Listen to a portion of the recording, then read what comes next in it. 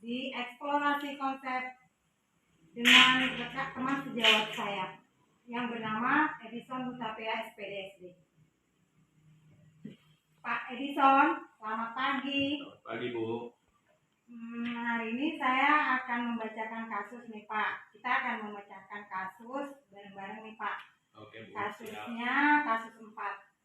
Pak Budiman merupakan guru matematika di SMP Karunia. Pak Budiman dikenal sebagai guru yang rajin, ramah, penyabar, dan disukai banyak murid. Suatu hari, Pak Budiman sedang mengajar di jam pelajaran pertama di kelas 8. Tiba-tiba datang orang tua salah satu murid kelas 8A yang bernama Abdul.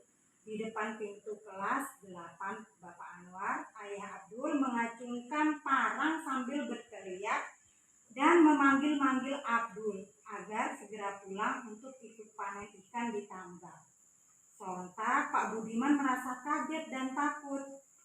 Demikian juga dengan murid-murid yang lainnya.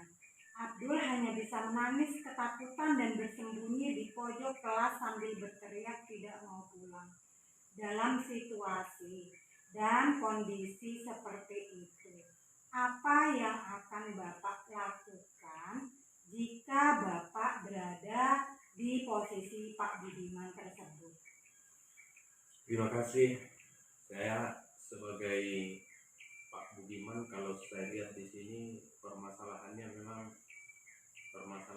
itu tidak terjurus hanya kepada pendidikan yang sedang dihadapi. Jadi kalau saya sebagai Pak Budiman di sini, saya akan bertindak secara sangat hati-hati, mengingat kondisi bapaknya Abdul yang sedang membawa parang, ya kan?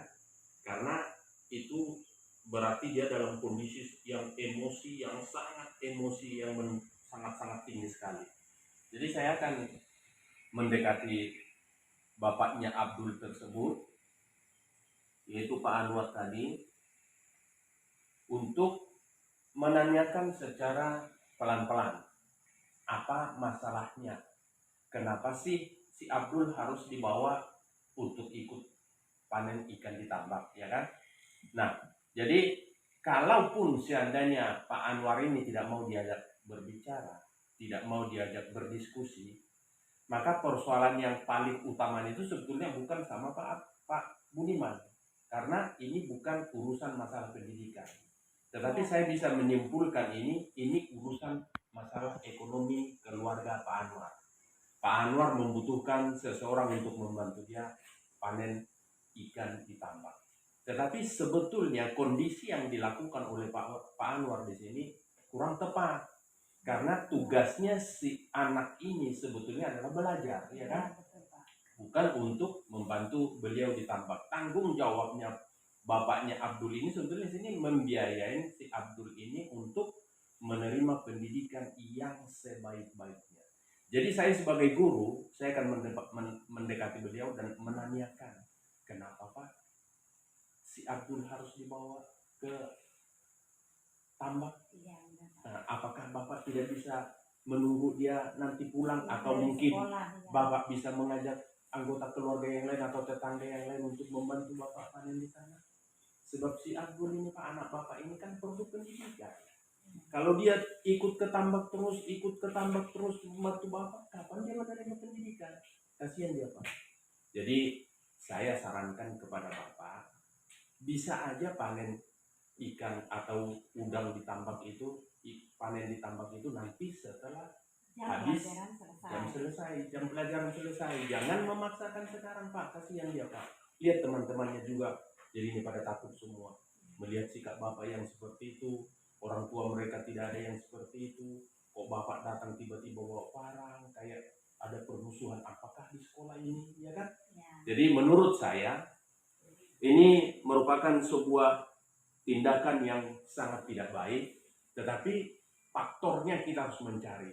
Jadi faktor apa yang membuat Pak Anwar ini harus seperti itu, bahkan sampai mengacung-acungkan parang itu yang parang itu diacungkan kepada siapa? Kepada guru atau kepada si Abdul, ya kan? Jadi kalau saya punya solusi di sini, kita harus duduk di kantor kah atau di manakah membicarakannya dengan sebaik-baik.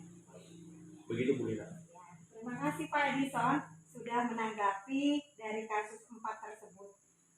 Tanggapan Bapak sangat bagus sekali dan sangat tepat sekali menurut saya. Memang seperti itu yang seharusnya kita lakukan di dalam kelas. Jadi keputusan yang sudah Bapak ambil itu sudah mengarah ke berpikir berbasis rasa peduli atau care-based thinking. Itu kalau menurut saya Pak. Jadi yang pertama itu rasa peduli Bapak terhadap anak didik Bapak, terhadap kenyamanan suasana kelas yang sudah Bapak bangun selama jam mata pelajaran tersebut.